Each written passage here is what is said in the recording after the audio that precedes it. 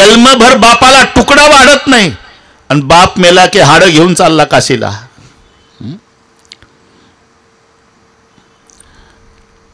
ज्याला मायबाप असेल त्याच्यासारखा भाग्यवान नाही. असेल त्याला सांगतो, गेले त्याला इलाज नाही.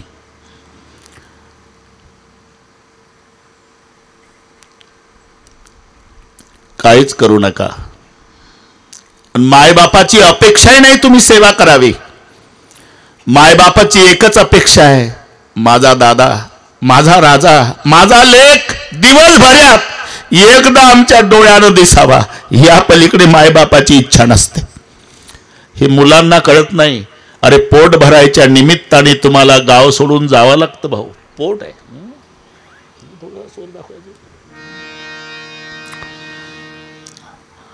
देख सन्यासी देख पटेरा घर घर मागे टुकड़ा, यकी आसन पर कोई नहीं बैठा, पीछे पेट का लकड़ा, यारो पेट पड़ा भागा, सबको लगा दिया. जावं लागतं. यही पेट से राव सिपाही, यही पेट से मरते, यही पेट के खातिर आदमी मुलुक मुलुक सब फिरते, यारो पेट बड़ा बाका. पोट भरायच्या निमित्तानं तुम्ही गाव सोडून जाता. अरे पण यात्रेच्या निमित्तानं जेव्हा मुंबईहून गावला येता, सर्वात जास्त आनंद आईला होत असतो, हे लक्षात ठेवा. आनंद आवरत नाही आईला. नाना काठी टेकत माय अख्ख्या गावात फिरते. आबाई, काकी, नानी, दादा आला माझा, लेक आला माझा. काय खाऊ घालून काय नाही असं होऊन जातं आईला. 3 दिवस यात्रा, एवढा आनंद होतो आईला.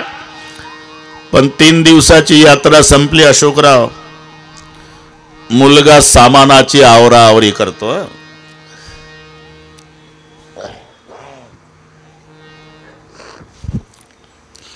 तेव्हा आईच्या डोळ्याला धारा लागतात. जातंय वाटतं. आणि जेव्हा आईच्या पायावर डोकं ठेवतं, येतो आई. चालला का राजा? हो. कधी येशील माझ्या बाबा? रजा मिळाली तर पुढच्या वर्षी येईल आई. बरं का बेटा, रजा नाही मिळाली ना, पुढच्या वर्षी नको येऊ. पण आता माझं खरं नाही, पिकलं पान आहे, कधी गळून पडेल सांगता येत नाही. पुन्हा आपली भेट होईल नाही सांगता येत माझ्या राजा.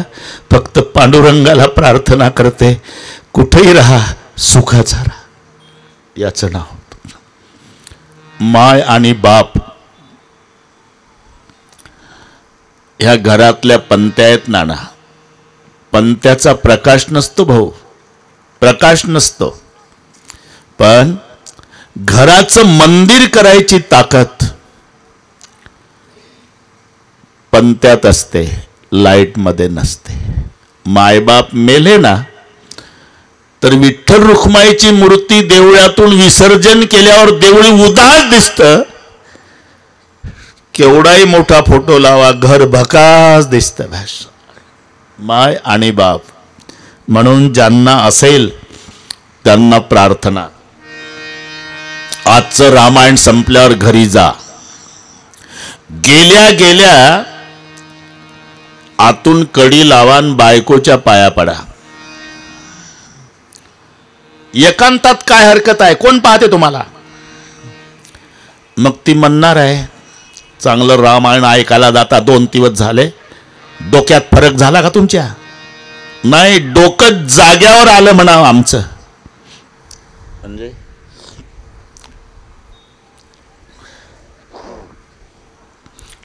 माय बापाला वृद्धाश्रमातून घरी आणतो म्हणावं.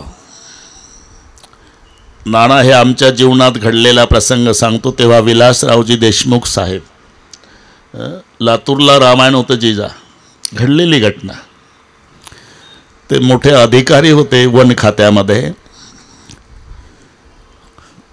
त्यांना आवडायची कथा. ते बायकोला घेऊन आले,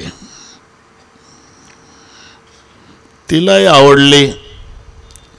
त्यानं सांगितलं दुसऱ्या दिवशी जागा मिळाली पाहिजे म्हणून आपण 1:45 जाऊ.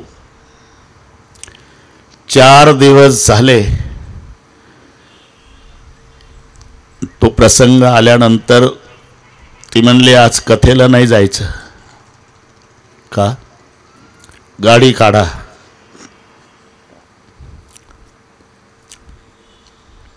वृद्धाश्रमात जायचं का? पण माझ्या सासूच्या पाया पडते आणि मी तिला बंगल्यात आणते. घडलेली घटना. साहेबांनी सत्कार केला दुसऱ्या दिवशी. हे थोतांड नाही सांगत. मुलगा आईला आणल नवल नाही, सुनन सासू आणली घरी.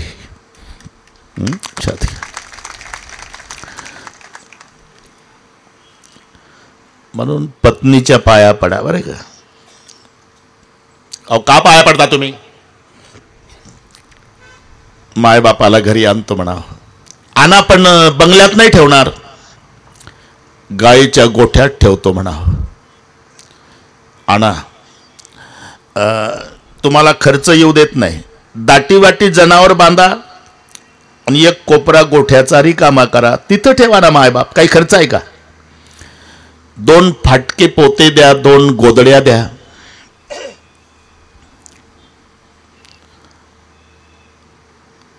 स्वयंपाक करू नका. मुलाबाळातून उरलेली एखादी भाकरी बायकोच्या चोरून पॅन्टच्या खिशात घाला. जिनं उसणं पासणं करून तुम्हाला पदवीधर केलं त्या मायबापासाठी रोज एका भाकरीची चोरी करा, पाप नाही लागणार तुम्हाला. ऑफिसला जाताना भाकरी खिशात घाला. मोटरसायकल गोठ्याकडून न्या. का? जनावर चाऱ्यासाठी हंबरतात ना अशोकराव, तसं भूक लागल्यामुळे मायबाप फटफटीचा आवाज ऐकत बसले असतील. माझा दादा येईल. गोठ्यापुढे मोटरसायकल उभी करा. उतरू नका. खिशातली भाकरी काढा, कुत्र्याला फेकता तशी गोठ्यात फेका. पाहू नका. शेणात पडली का गव्हाणीत. तुमचं काम झालं. जा ऑफिसला निघून. तुमची माय उठता येत नाही तरी घुसत घुसत त्या फेकल्या भाकरी जवळ येईल. लुगड्याच्या पदरानं भाकरी पुसून काढल. भाकरी कोपऱ्यात वाटप होईल अशोकराव मायबापाचा. अर्धी भाकर बापाच्या ताटात टाकल, माय अर्धी स्वतःच्या ताटात घेईल. दात नाही, चावत नाही, भुगा करतील, पाणी वततील, पण एक एक घास खाताना डबडबल्या डोळ्यानं माय बापाकडे पाहून, बाप मायकडे पाहून अभिमानानं घासागणिक एकच शब्द वापरेल, भाकर. आपल्या दादानं दिली म्हणाल भाकर, आपल्या राजानं दिली म्हणाल भाकर, आपल्या लेकानं दिली म्हणाल. अरे कुत्र किती प्रेमानं सांभाळा, चावल्याशिवाय राहणार नाही. माय बापाला फेकून भाकर वाढा, आशीर्वाद दिल्याशिवाय मरणार नाही. हे रामायण नुसतं वरवर ऐकू नका, कृती पहा. प्रात काल उठके रघुनाथा, मातु पितु गुरु नावई माता. सकाळी उठले म्हणजे आपल्या माय बापाच्या. काही माणसं म्हणतात तुम्ही सांगता महाराज, तर सगळ्या मंडप बिघडला अशोकराव आहे ना नाना. आता मायबाप नसेल त्याला इलाज नाही भाऊ, पण ज्याला असेल त्याच्यासाठी सांगतो. काय म्हणतात तुम्ही सांगता महाराज, आम्ही मायबापाच्या रोज पाया पडतो. बरं मग ते आशीर्वादच देत नाही. अरे वो पढ़े लिखे नहीं है, आशीर्वाद कैसा देना पड़ता उस बात का पता भी तुम्हारे माँ बाप को नहीं है. लेकिन गलती मत करो, तुम्हारे माँ बाप मुंह से आशीर्वाद नहीं देते, उसका हृदय रोता है. हृदय से रो रो के माँ बाप कहते बेटा कितनी सेवा करता रे, और तू जिंदगी भर सुखी रहेगा. माय बापाच्या आशीर्वादात जे ताकद आहे ना, ते भगवंताच्या नाही, हे लक्षात ठेवा. बस प्रातकाल उठके रघुनाथा, मातु पितु गुरु नावई माथा. आयसु मागे करई पुर काजा, देख चरित हर्षई मन राजा.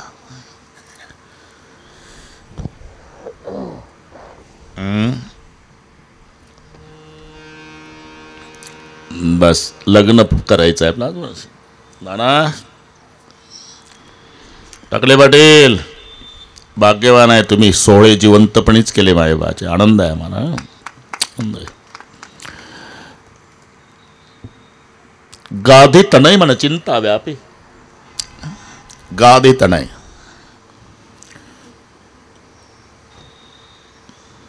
विश्वामित्राच्या बापाचं नाव गाधी मुनी आहे.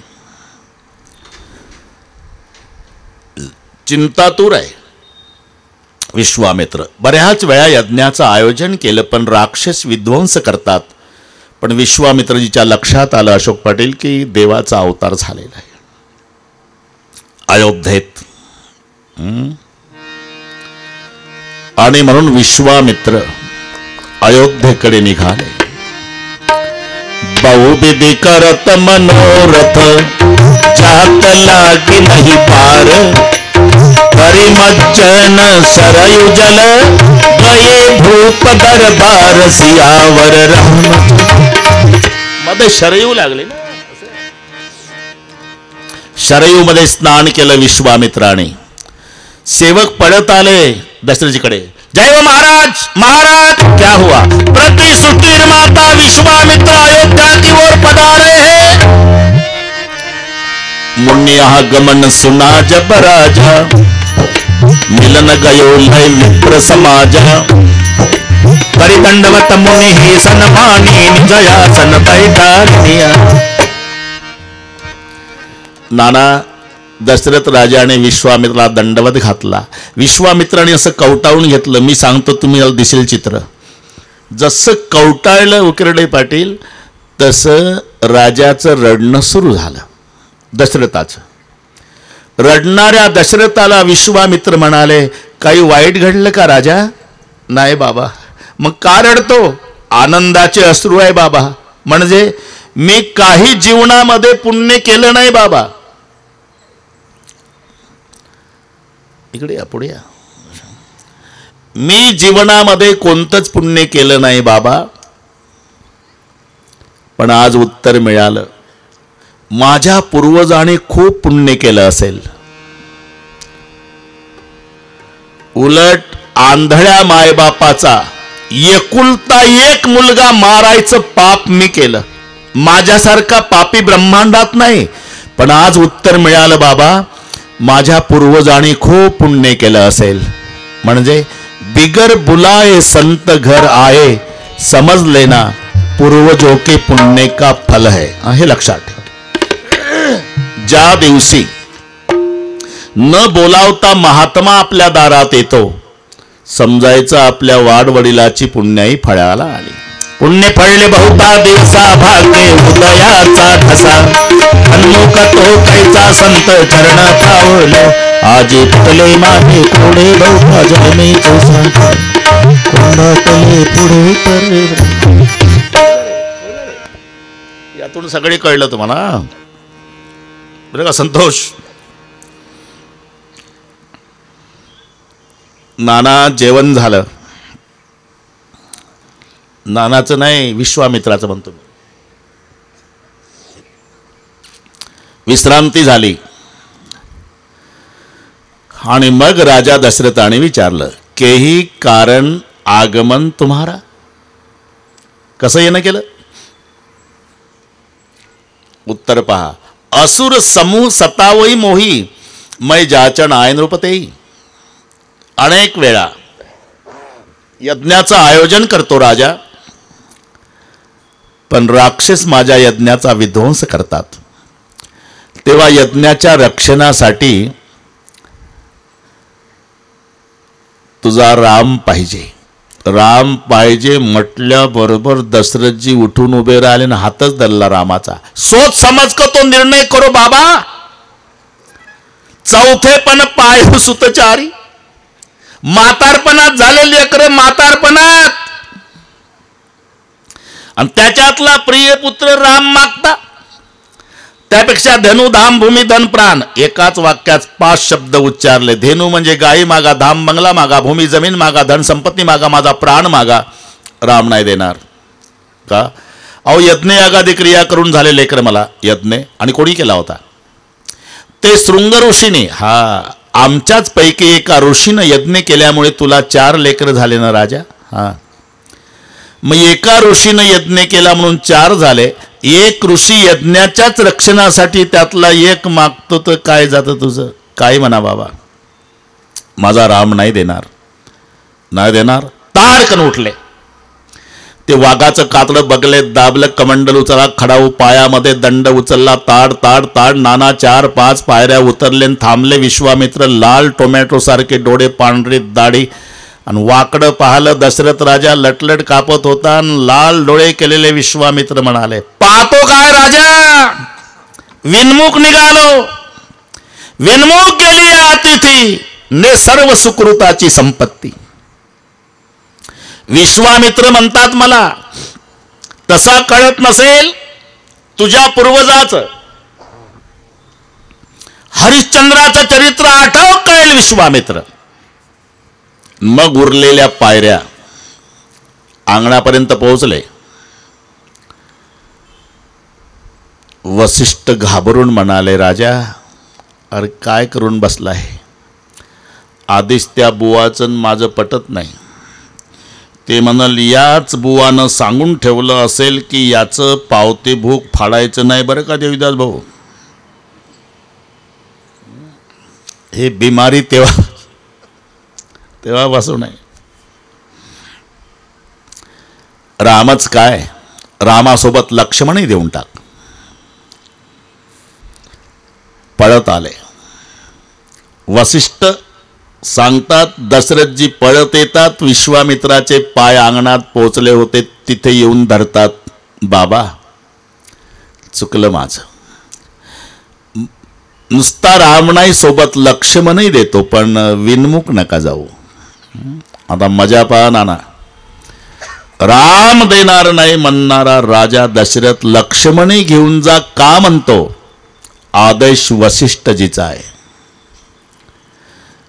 2 संबंध आहे. वसिष्ठ कुलगुरू आहेच, पण नियामक मंडळातले सदस्य आहे. नियामक मंडळाच्या सदस्याला राजाचंही ऐकावं लागतं, हा नियम आहे. आता रामराज्य रामराज्य रामराज्य किती बाता हाणू द्या, रामराज्य येऊ शकत नाही.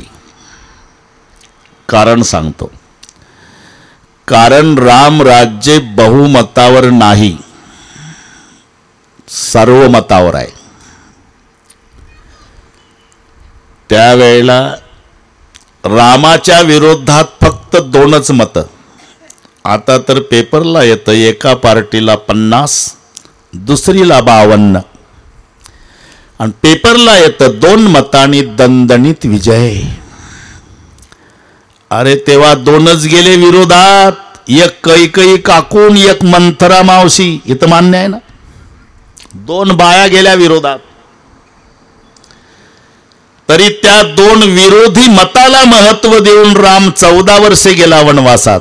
2 विरोधी मताला 14 वर्षांनी सगळी मतं रामासारखी झाली. म्हणजे सार्वमत झाल्यावर रामराज्य आलं, बहुमतावर नाही. एक. दुसरं, राजा कसा असावा? राजा मुखासारखा पाहिजे. आणि मुख शब्द लागतो, तुम्हालाही चांगलं माहिती आहे. कुटुंब चालवतो त्याला काय म्हणतात? कुटुंब प्रमुख, गाव प्रमुख, तालुका प्रमुख. तसं राजा मुख आहे. मुखाचं काय काम आहे? मुखाचं काम आहे खाणे. राजा खाणारा असावा, खाल्लंच पाहिजे मुखाने. उज्ज्वल, पण एक संशोधन करा, मुख मुखासाठी खात नाही, शरीराचं पोषण करण्यासाठी खातं. तसं राष्ट्र शरीर आहे, राजा मुख आहे. राष्ट्ररूपी शरीराचं पोषण करण्यासाठी राजारूपी मुखाने खाल्लंच पाहिजे.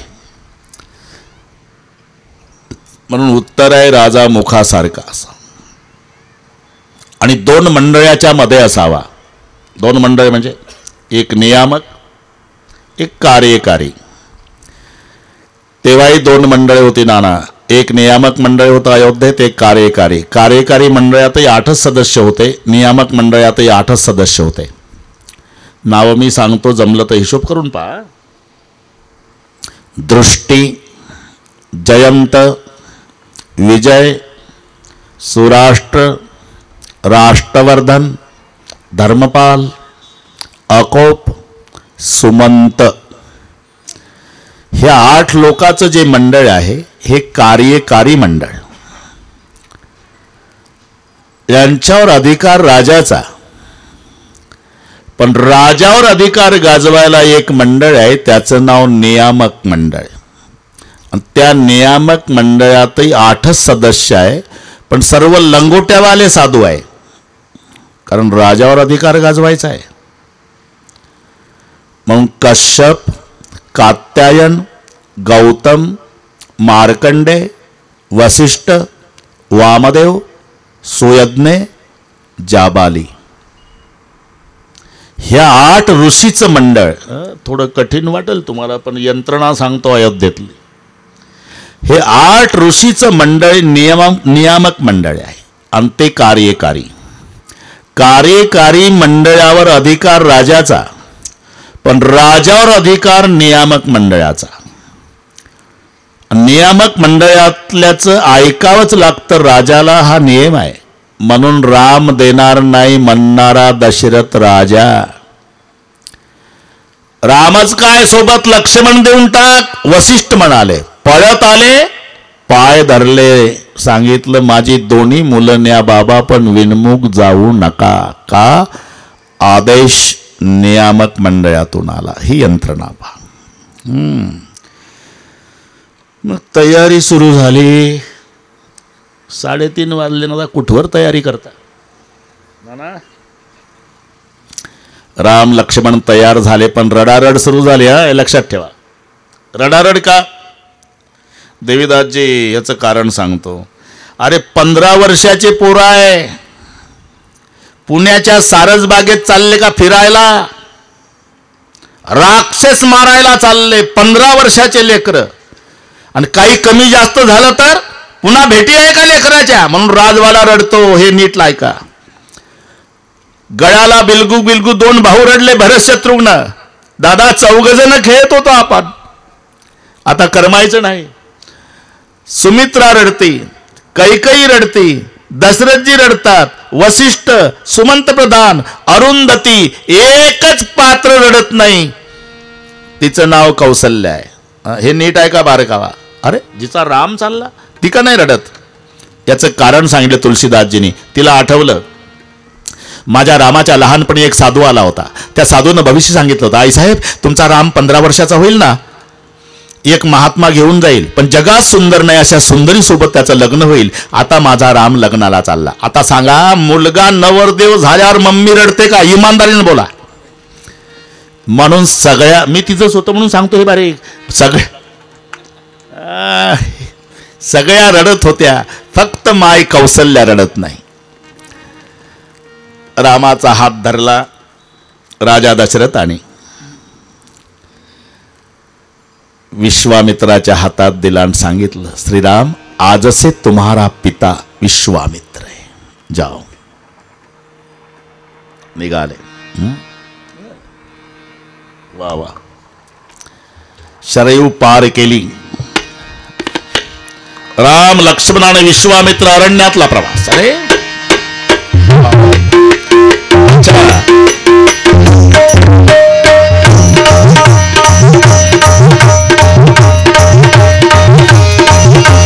अरुणनयन उरबाहु विशाला नील जलज तनु शांत माला कटिपट पीत कसे बरबाता रुचिर चाप सायक दुहात.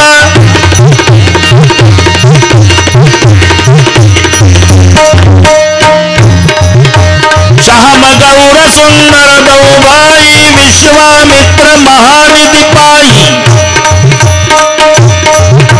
प्रभु ब्रह्मण्य देव मैं जाना मोहिनीति पिता तथे भगवाना. गण प्रवेश झाला. कानाचे पडदे फाटल्या जातील असा कर्ण कर्कश दोन्ही काने येऊ लागला. रुके रहो,